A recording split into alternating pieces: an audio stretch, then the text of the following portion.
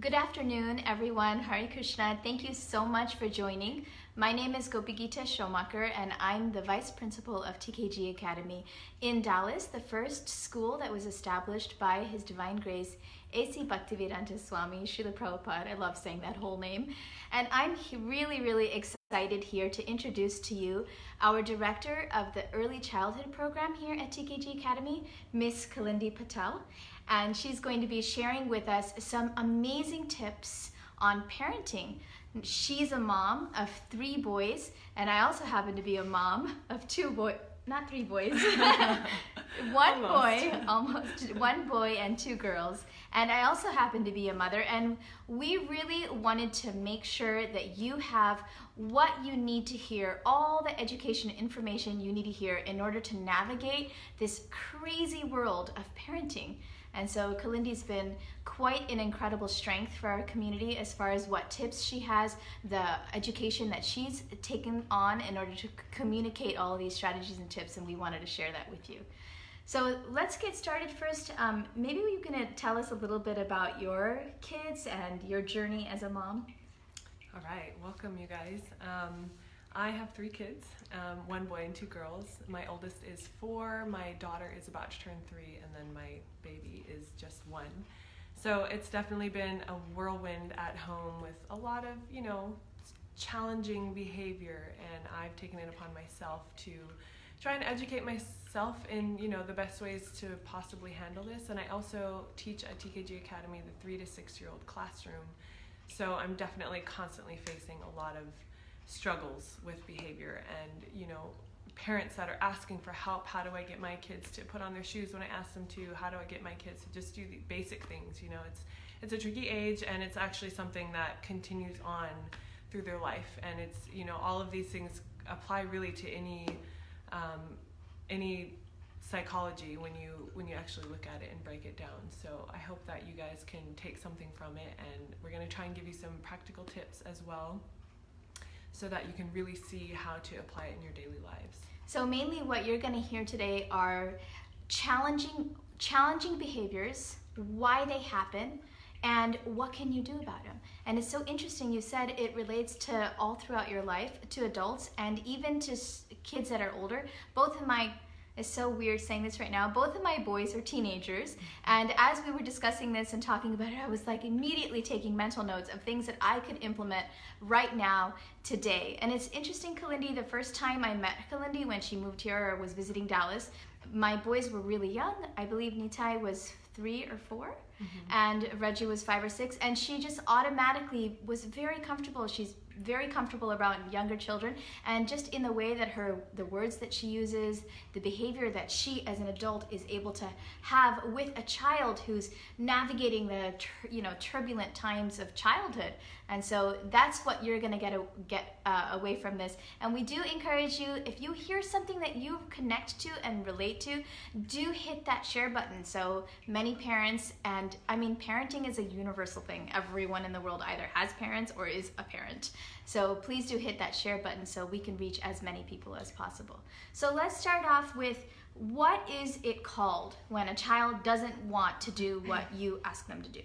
So the first thing that we are going to talk about today is defiance. Defiance. It's just across the board. It's something that I think everyone struggles with. And, simply what it looks like is you ask your child to put on their shoes, and they turn around and shout at you, "No, I don't want to." Or they just simply ignore you and keep playing. They're pretty much just, or they whine, they complain, "I don't want to pick up my toys. Do I have to? Mommy, do I have to? Why?" They just don't want to do what you ask them to do. So is there any parent out there that could say that their child is not defiant? I think this is definitely something that's 100% across the board, defiancy. And I would say probably 10 or 20 times in a day you're going to be faced with this, "No, why do I have to?" Absolutely. And pretty much throughout my day, I just kind of go from battle to battle until I started applying these things. It just made my day so much smoother. It made my classroom so much smoother. So I really hope that you guys can take something from this and apply it to your daily life so that it makes it easier. Yeah, so let's delve a little bit into what do these defiant, like, what do they look like? Okay, we gave the example of like put on your shoes, and the child doesn't want to put on your shoes. There can be some bigger ticket items of defiance, like things like, oh, we don't want you to go over to that friend's house and stay really late at night, and they end up doing that, say for older kids. Or homework time, it's really important to do homework right now, and they're just like really, really struggling with it, or getting bad grades. Or defiance shows itself in so many ways. It's got, it's literally got its hands, it can get its hands in every interaction with your child, and it can get stronger and stronger to the point where you're like, okay, I just want to throw my kid in the trash can. Obviously, I'm sure every parent gets to that point. We've all gotten there. We've all gotten to that point. So what we're going to talk about today is, why are they behaving like this? What makes a child act this way? And simply put, it is that he or she feels powerless. And this is something that we really, really need to understand and really, really need to analyze. So this is really important, and I'm going to just repeat it. Your child is acting defiant because they feel powerless. They feel powerless. They have no power. That's what powerless is, and I'll let her continue. So to further understand this, why, what is it about power that, everyone needs? First, we're going to look at two things. The first being the need for control. And the second thing we're going to analyze a little bit is free will. So starting with control, control is a basic human need. The desire for it is so strong that when we feel powerless, we will do almost anything to get that power back. Enter here, tantrums, meltdowns, any kind of behavior that's just wild. Sometimes you'll be doing something with your child and it's about such a simple task that they know is good for them.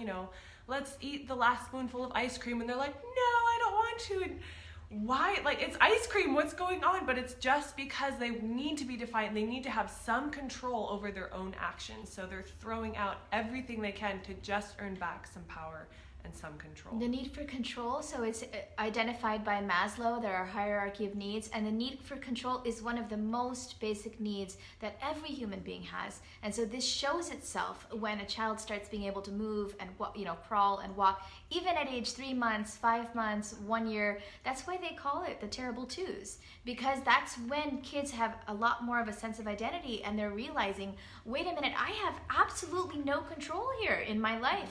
And especially for those of us who come from certain backgrounds that consider parenting to be a very authoritarian, like, I say, you do, I am the guru, you are the servant. Those kids are going to have even more of a hard time with it, because there's so little that they have control over in their lives. And so that's interesting. You had earlier also mentioned that it's so important to identify this, because then you don't take it personally. I think that's what's coming up, right? Discussing control, once we can understand that it is simply a basic human need, it is human nature, we can stop and relax and become more patient, because we can stop taking it personally. When they start kicking us and shouting at us and throwing a tantrum and being little jerks, we can stop taking it personally and stop thinking that it's a reflection of our parenting. It's not. It is simply basic human need.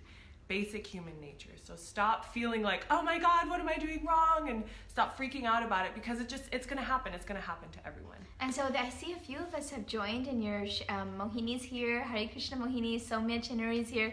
Please do hit that share button. And do you relate to what we're talking about? Do you have children yourself? If you do, write yes in the comments. Do you feel like your children sometimes are just way too defiant and you don't know how to relate to it? If you have today or yesterday in this past week, I'm sure you have had an experience where your child has said no to you or thrown a tantrum, let's see a few yeses come up so we know that we're on the same page with you. And so she was saying personal, don't take it personally. And this is so another really valuable point, because it's so natural. We love our children. The love for a mom is akin to the love for God. and it's like we love our children so much. So when they don't comply and they cry, a lot of times we feel like that tantrum is we're hurting them, we're doing something wrong. We may not want to enforce that thing that we just asked them to do now because they're freaking out. And so there's so many psychological things that go on in our head because we take it personally. So this is natural, and don't take it personally. That's what Kalindi's trying to say here is don't take it personally. Just identify, okay, my child wants to have some more control in their life. Once we can recognize and understand that they're actually really nice people in that little body, they're really sweet and good-natured people, but they are dealing with this battle within themselves, and it just turns them into these little monsters. And if we can understand that they're just struggling to find their way, then we can try and help them instead of being another obstacle for them. So the next thing that we're going to talk about is we're going to analyze a little bit of free will. So understanding free will, we first are going to look at obedience. For a child to be able to obey, their free will has to be developed. As with all organs, mental and physical, they develop through exercise. So free will is just like that. You have to practice, you have to exercise it. And so that's really when a lot of this defiant behavior comes out, is when they're learning, when they're practicing, they're trying to develop their free will and understanding what they want to do, what they want to do with themselves. Okay, so that's interesting that you've connected control to free will, because control can have a bit of a negative connotation to it. But when we think of free will, we think of like, I want to go and I'd like to do something. The example you were using earlier was the sandwich, I as an adult can go and make that sandwich and create it and eat it whenever I want. Children don't have that. So you're talking about developing that free will in a child, and I think also independence, basically. Is it independence exactly. is related, like develop that free will, and then what were you saying? That it comes through practice, that free will comes through practice. Yeah, so when you look at that and you see that a child needs to practice these things, the best way for us to do that is to, not, like we were talking about before, not taking it personally when they're trying to figure it out. They're really trying to test the waters, and they try something out and they say, okay, that didn't work, So we have to allow them to practice. We have to not get upset. We have to not just expect them to know how to behave. We have to allow them to figure it out. They don't learn to walk in a day, yet some have to figure out how to just let them take their time and learn. And sometimes it can take months, sometimes it can take years. It take the terrible twos. It's a long stage, and they're figuring it out. But the more that we can understand that they're practicing and they're learning, then the better it is for them. It's so interesting remembering this, because then it really makes it seem like this is what's gonna happen. If you're pregnant, this is what's coming your way. You're going to face this, guaranteed. You're going to face this. And forget pregnant, if you have a 3-year-old, a 6-year-old, an 8-year-old, a teenager, just accept that this is part of their development. That defiance, that figuring out how much control do I have, how do I develop. All of this is part of the journey. All of this is part of it. So one thing that we want to look at, really briefly touch on, is that there are... Okay, we're back. Go ahead. So there are types of obedience when you can either just constantly battle with the child and defeat their free will and just confront it and just box it into this little, they're just going to obey you submissively. And their free will just gets totally smashed. It doesn't develop into something that's their own. It just becomes something that you are the dictator and they can listen. So that is one way that you can get your child to obey, but that's not really what we want. We want a child that obeys willingly, that obeys joyfully, enthusiastically, because they understand that, you want what's best for them, and you're telling them to do something because it's in their best interest. Yeah, wow. Okay, so that's really important. It's just so important to take note of this. If you're watching, so I'm a teacher, I'm going to ask you to take notes, because you write it down, you're going to remember that it's completely natural, and then that leads us to the next point, which is practical. Are they there yet? Where we're going to explain almost the there. practical. There's one more thing that I want to touch on, which is the 3 levels of obedience. So the first level is, the first stage is that the child simply obeys their natural impulses. They don't really have any free will yet. So this is like a baby that's just crying because they're hungry. And you can try and tell a baby, stop crying, but they're not going to until their need is met. They're not going to stop crying. Then the second stage is when a child has developed their own free will and they're able to listen to you. And this is wonderful. Some people would see this as, yes, we've accomplished our goal. This is the best part of it. And what we're going to touch on later is kind of getting to.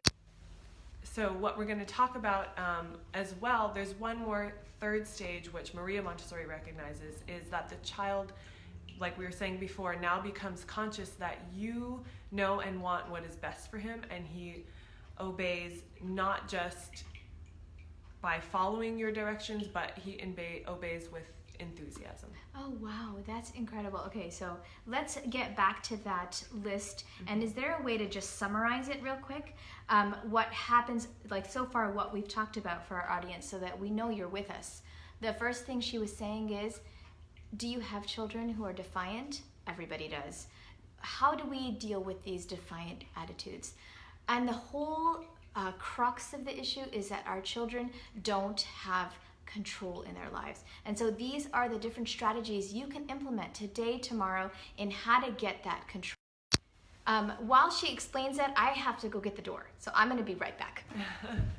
So like she said, to summarize what we talked about, is that children are oftentimes very defiant, people in general, very defiant. And why do they behave this way? To sum it up, is that they behave this way because they feel powerless. They don't have any control. So then we had talked about the 3 levels of obedience. We had talked about how we can get children to follow those directions that we give them. And then the last thing we're going to talk about today is what are some practical ways that we can help them to gain some more control in their lives. So the first thing that we're going to talk about, whenever I am facing a meltdown situation, I can look back and I can see, you know what, why is my child feeling this way? I can almost always recognize that I have not been giving my child healthy and age-appropriate choices, whether it's in my classroom or with my own children. I can always pinpoint this and say, you know what, they haven't been given a lot of choices. So, we're back. To quote Love and Logic here, the best way to do this is to share control when you don't need it so you can get some back when you do. So what does this look like? We, on a daily basis, have so many choices that we can give our children. We can ask them, do you want the red plate or the blue plate? Do you want to wear your green pants or your pink pants? Would you like water or would you like milk? We have so many options that we can present to them. And then when there's a situation where they don't really have a choice, they're going to fight it a lot less because they've already felt like, oh, I've made so many choices and that this is just one more thing, but I'm okay with letting this go. I'm okay with, my mom making the choice on this because I've already made so many choices in my day. So we're kind of creating this bank account of power for our children. We're depositing little bits of power in their bank account so that when they're faced with something where they don't have an option, they're much less likely to fight it. Okay, so I just came in here, but it sounds like you're having a great conversation here. A bank account of power. I love that phrase, I really do. So it's like basically just as many chances or opportunities as possible to give your child the feeling of worth, really. The feeling of value and the feeling of worth that I may be stuck in a little, Kalindi, when I was 4, it was very, I felt like I was as intelligent and as capable as all of the adults in my life.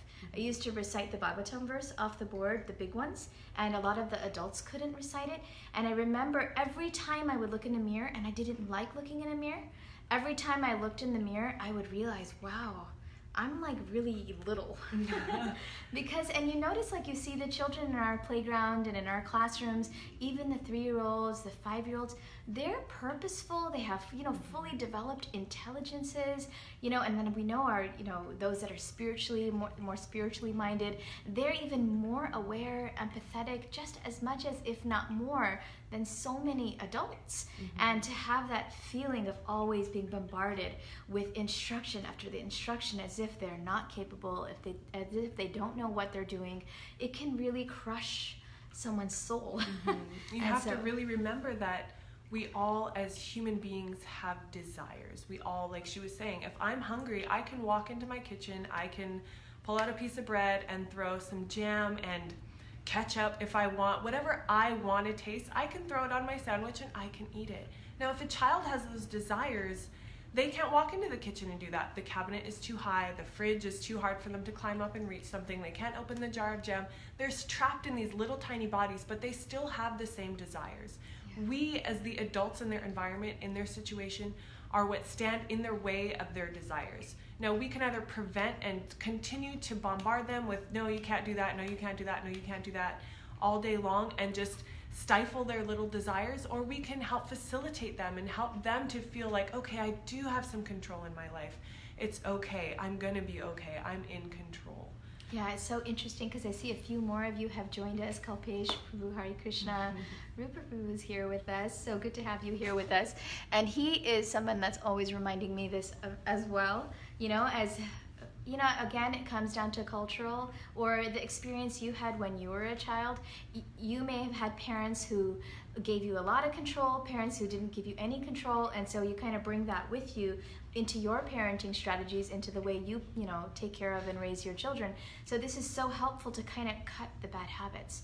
Because as parents, we have the tendency, because we have to teach these little human beings from the very beginning how to literally eat and drink and sleep. Even sleeping is a trip at age 1 month, 2 months, 3 months. So we're used to controlling every aspect of them. When they start getting older into 5 months, 6 months, 1 year, 3 years, 5 years, and now mine is almost 17, I'm still so used to that control because that my identity with this human being was based on control. And so this reminder again and again, build a bank account of the child's control or the child's will. How did you put it? Basically, a bank account of power. A bank account of power. Give that child that feeling that I got this. And this is the key to developing inner confidence in your child. You know, you see people that are extremely confident, very capable, even young children, very capable, not scared of situations, scenarios, comfortable, confident, ready to speak, talk, act. They can do so many things. Why? Because they have a surrounding, their surrounding or an atmosphere of nurture where their parents and their teachers and they're the adults in their life are ready to relinquish some of that power and trust. And if you see, like with a teenager, the second you, mom, leaves the room, they're going to do whatever they want to do. And that's the bottom line is if you are constantly the one to control them and to control their choices, the second you step away, which is what's going to happen when they grow up, they turn 18, they move out of the house, they flap their wings and fly free, they're going to do whatever they want. Now, if you've given them that control and helped them feel like they're able to make their own choices, they're going to experience that a little bit earlier, and they're less likely to just go out into the world and just go wild with, I want to do whatever I want, and they're going to not be able to understand that their choices have consequences because they've never had to face the fact that they're the ones that made the choice. Now they have to face that consequence. It's so interesting that you're saying this. So it's really a matter of preparing our children for adulthood, preparing them for life, and doing it ahead of time in a controlled, respectful, responsible, relationship-oriented way. I know that's a lot of adjectives I threw there, but it's with a relationship of trust. I trust that you can do this on your own, and so I'm giving you the control. So I assume you already spoke about the different choices that you can give. How do we increase this bank, this power bank, this bank of confidence and will, free will? How do we practice that?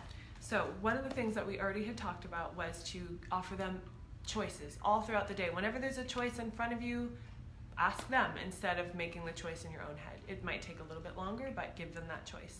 The second thing that is really important is to avoid making a better decision for them once they have already chosen, or avoid swaying their decision with your own preferences.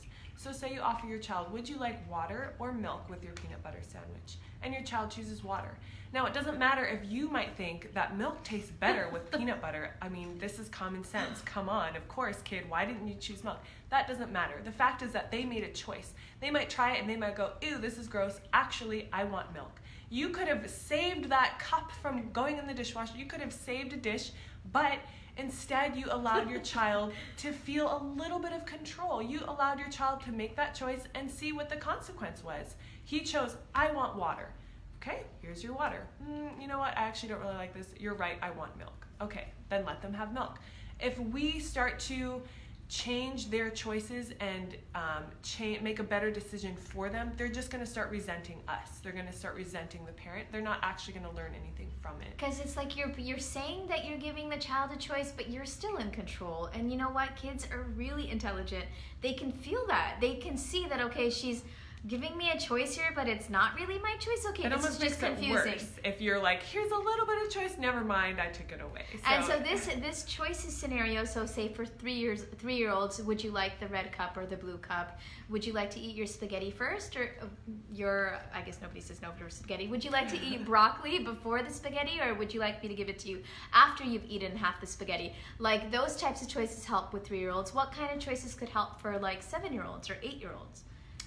Pretty much anything throughout the day. A lot of times letting them pick their clothes, letting them pick, if they want to call a friend, just whatever they like to do. I mean, there's always choices. We're faced with choices completely throughout the day. What time do you want to go to the store? Do you want to go right now, or do you want to go in 5 minutes? There's so many choices that we can offer our children. Just what they want to eat, if they want to help us cook. There's so many things. Every single day we're facing choices. So it's very easy. It's simply just involving your children in their daily schedule and their daily activities. Do you want to take a violin class or a piano class? You're involving them in their life. You're essentially giving them some input in their life. And because you're doing that, they're able to feel appreciative, and they're able to kind of own their own choices and own what they do. They're going to take that violin class more seriously if it's something that they chose, instead of just, mom stuck me in violin class and I don't really want to be here. And so this is so important, because it's like basically what we're trying to say, or what we need to do as parents, is live our life alongside our child. Work with understanding what their inclinations are, what their choices are, how they want to express themselves. And it may be different for every single child that you have. Not maybe, it's definitely going to be different. And in that way, what you're doing is empowering that child to become an intelligent, thinking, rational being, instead of somebody who's just waiting for someone else to do it for him, or tell him how to do it, and teachers use these strategies all the time in the classroom with their students, different types, and all ages, 11-year-olds, 15-year-olds. Would you like to do a video project on that, or would you like to do a speech? Would you like to, giving the child opportunities to control their environment?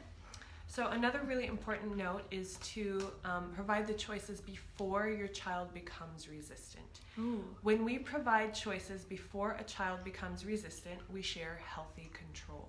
When we provide choices after they complain or resist, we reward them for complaining and resisting. This is a quote from Love and Logic. Oh, that's an interesting thing, huh? Do it before the child becomes resistant? So you start as soon as they wake up. Good morning. Would you like to brush your teeth right now or after breakfast? Good morning. Would you like to wear your green pants or your blue pants? You start from the very beginning of your day with lots and lots. What would you like to eat? The cereal, the Rice Krispies, or the cornflakes? I know I just gave 2. Give something that you are okay with. Give 2 choices. Farina. Right, exactly. A little healthier, right? Give 2 choices that you are okay with them deciding either one. Water or milk. Obviously, it's not ice cream or milk. It's something that you're okay with either one, and there's not going to be a battle there. You're trying to avoid that. And do it before they become resistant is the quote that she had. That means that when they're having that power struggle of, I don't want to put my shoes on, at that time is not the time to start negotiating these tips. Start ahead of time.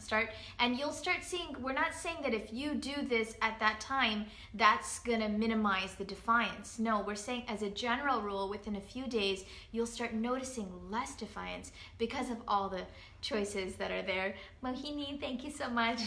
Nice to see you. One thing I wanted to share actually was with my son this morning. For the past few days, he has been really, every instruction I've given him, he's just decided to do the complete opposite. And I was really up to here. I was pulling my hair out. I didn't know what to do. And I was going, I know all this stuff. Why shouldn't, let me try and apply it. And I walked into the classroom this morning, and he was just starting to, I could tell it was only a matter of time before he was just full-blown meltdown. Defiance. So I stopped and I just pulled him aside. I had my whole classroom was here and they were all engaged, and I pulled him aside to me and I said, Dauji, what do you want to do this weekend? Do you want to go to Massima's house, or do you want to go to the aquarium? Do you want to go and have lunch at Massima's house? Do you want to go to a restaurant? And I just started offering him choices about, the upcoming weekend. I started offering him choices about which work he wanted to do in the classroom, and just talking about things that were exciting to him, talking about, things that were relevant to him, and offering him a choice. And I could see him just calm down before my eyes. He just relaxed and he thought about it. And I said, let's make sure that we speak to our friends nicely. Let's talk about things properly with them. Let's give them choices when we're working together, instead of just trying to get your friend to do something. This is another thing, is that we have to model behavior for our children. So if we just give them a direct command, put your shoes away, when they're playing with their friend, that's they're how going to say, they're put this going to block talk up to here. each other, or their siblings. Exactly. That's how they end up talking to but each if we other. sit down and say, hey, do you want to do this, or do you want to do this? They're going to start to speak to their friends in that way. When they're working together with their friends, they're going to be able to ask their friends those questions. Hey, do you want to play Legos with me, or do you want to play Lincoln Logs? Which one do you want to do? And it's so powerful, because we tend to think as a parent, some of us feel as parents, our job is to have a long list of commands all day. Brush your teeth, eat your breakfast, take a shower, fold your clothes, clean your room. Now it's time to go to school. They get a long list of commands from the teachers. But intelligent, educated, empowered parents and teachers, you get training in this. You read books in this. So those of you who are watching won't have to read the books, because we're sharing tips here of all of this important information. Hit that share button and apply it. And it's a struggle to apply it. You have to figure out a completely different way of thinking. You have to start seeing parenting not as I'm up here and they're over there, and I am to create a perfect world for them and they have to comply, and because I love them so much. And if they don't comply, I'm doing something wrong. They hate me. I hate them. I'm not a good parent. They're not a good kid. They're so defiant. You hear some parents get so frustrated in public. Oh my goodness, you're just a rascal. You don't listen. No, all of that can be taken away by realizing this child that Krishna has given me to take care of is just as intelligent, if not more intelligent than I am. And they're just in this body right now, and I need to empower them to feel very confident and be able to see the world from their eyes and make the choices they want to make. Sometimes the best fix for something is not always addressing the problem directly. In other words, if they're freaking out and having a meltdown, there's no just magic words that you can say to make them stop crying. It's about addressing the underlying issue. And like we identified earlier, the underlying issue for this behavior is that they're feeling powerless. And hopefully that you guys can see and take away some of these direct examples that we've given you of giving them choices, allowing them to make their choices, allowing them to see the consequences of their own choices, allowing them to trust that, hey, you know what? I tried making my choices, and mom told me from the beginning that, this might be the best choice, but she still let me. Maybe I should trust in her a little bit more. Maybe I should trust when she gives me a command, she knows what she's talking about. It helps to build this relationship together, this relationship of trust that you can have with your children. It's so beautiful, because I was just remembering one thing you had said about make sure that the choices you're giving aren't choices that you're then going to take away. And it comes back to that trust. And there's so many of you who have joined us throughout the session. Thank you so much. Do hit that share button. Mona Dave, very nice to have you here. Again, just a quick recap. Raja is with us. Hi, Raja. Hi, Raja. Nice to see you. A quick recap is, if you have children, which I don't know why I keep saying if. We all have Raja those doesn't kids. have kids, so. Raja doesn't have kids, but I'm sure he can relate.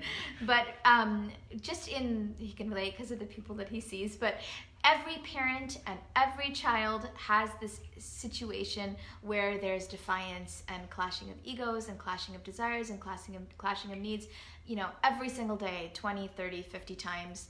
or hopefully it can lessen down to 5 times. Even if you follow all of these strategies, you're still going to be faced with it. But back to that, understanding the trust, the relationship of trust, that if I have a child who's defiant, if I'm giving him a choice, let me trust that the choice he's going to make is going to actually be something that's going to help his free will, help him establish this sense of independence and this sense of free will. Thank you so much, Ambika Kumari. Really, really great to have you with us. Do let us know where you're watching from so we can connect more with you a little later on. We're planning on having quite a few sessions here with a lot of different tips.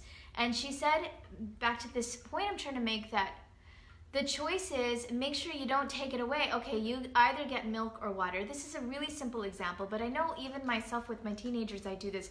We can go to the temple in the morning for the morning program for Govardhan Puja, or we can go in the evening for Govardhan Puja.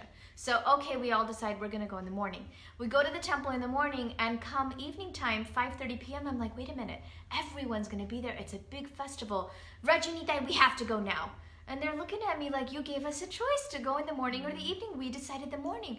And I have to realize, oh, wait a minute. So if I'm going to give those choices, make sure they're choices that you've thought about, that you're okay with, and practice them. Because once you take away that choice, you lose that trust. Suddenly you're telling the child that I'm better than you, smarter than you, more intelligent than you, and I don't trust you to make the right decision. And for little kids, you may think, well, of course parents are smarter and can make better decisions. But as they get older, the more a child hears that, the more insecure and a lack of confidence they develop in themselves. And you're not preparing them for the real world. Then when they get to be 19, 20, 25, they're going to question their choices. Oh, did I do the right thing? Did I not? The most confident adults are those who have had a large bank of power. And we're talking about power in the most Krishna conscious sense, okay? Mm-hmm. Really, really healthy independence and healthy free will. So I think the bottom line is, if you treat a child like a child, they're going to act like a child. If you treat them with respect and with trust, they're going to treat you with respect and with trust. So we have to look at it in that sense, and we have to see that they're people with needs and desires, and they really think very similar to the way that you do. And if you treat them how you want to be treated, give them a little respect, give them a little trust, and I think that you'll find a little best friend instead of a little monster that you're battling every single day. So yeah. Try and apply these things. I think the next seminar, the next little chat that we're going to be having, is how to speak to your child, how to give commands, how to model things for them, how to engage their senses, how do they learn, how to help them learn things, with especially with preschools, but I think with everyone in general. They learn by engaging their senses. They learn by hands-on concrete things, not just a worksheet stuck on their table. So how to engage your child, and this ties right in, because you want to give as many opportunities for a child in a very wholesome, very holistic way to feel control and feel success. And so how to practically do that will be our next session. I'm just going to look really quickly. I saw a comment here, and Ambika Kumari, she said, okay, Ambika, I'm not able to get to your comment, but we'll definitely respond. I see that you say you're a nursery teacher in London. Well, thank you so much for joining us. Do hit that share button, Ambika, so we can get the word out, and parents all over the world, that's the great thing about Facebook, that parents all over the world can see little things here, little tips as to how to help them. And it's just so perfect that we're having this session right now, because we're all celebrating the Damodar month, where in the temple room we're worshiping Krishna's control, fight, argument with his mommy. No, I'm gonna do what I want, and Mother Yashoda, no, you're not. So it's a universal thing. Even God himself, the Supreme Personality of Godhead, and his mother face these. So don't feel like despondent or discouraged in your parenting. Oh my God, I can't do it. Even Mother Yashoda went through this. And if you see what the solution of that was, what was the solution? Of course, Krishna, man. Can you imagine? Krishna is your child. She's trying to tie him, and it's 2 inches too short. And what ended up saving the day was her love and her trust. That's what he finally acquiesced to, was that, okay, she loves me so much. This just to give a little bit of an example of how to do it. So yeah, really, really important. So do you have any other questions? You can go ahead and ask your questions and we can answer them in future live sessions. Thank you so much for joining. Thank you very much. I really hope you guys got something out of this. Feel free to comment on here if you do have questions, or reach out to us through TKG Academy, and we'll hopefully be able to address your concerns. Alrighty, have a wonderful, wonderful holiday, spiritual, happy Govardhan Puja, Diwali, New Year.